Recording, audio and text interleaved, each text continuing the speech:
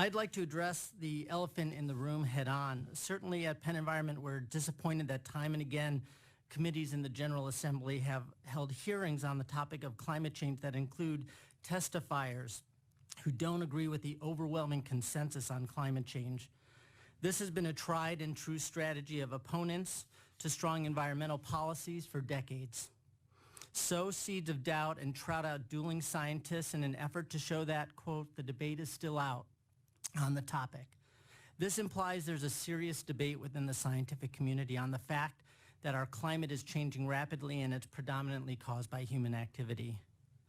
And if the criteria for proving that the science is still out on a topic is that one or a handful of dissenters who have the letters PhD behind their name or doctor of in front of it, we would still be questioning if smoking is good for us, if black people are inferior to white people, if the Holocaust happened, if homosexuality is a choice, and if the world is flat. Just 2 weeks ago, a professor from the University of Minnesota Duluth published his, which had published his book entitled Nobody Died at Sandy Hook, and as the title notes, argued that the school massacre at Sandy Hook was a farce. But we're not having a serious debate about a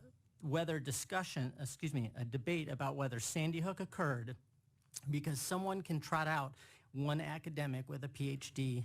This is not how science works in the United States. The time for these types of debates has long passed. The scientific consensus regarding climate change is overwhelming. And just as we're changing panels, Representative Rapp touched on it, Representative Fritz touched on it. If the testimony wouldn't have come in late last night, we would have caught that there was such disparaging remarks that were put in. The testimony from our Mr. Masser, with Penn Environment, to make the types of comparisons he did and try and disparage people on the other side of the argument, ultimately I think shows the type of arguments that he's proffering, but wouldn't have been allowed if they would have been seen prior to this morning by myself and, as I said, my research analysts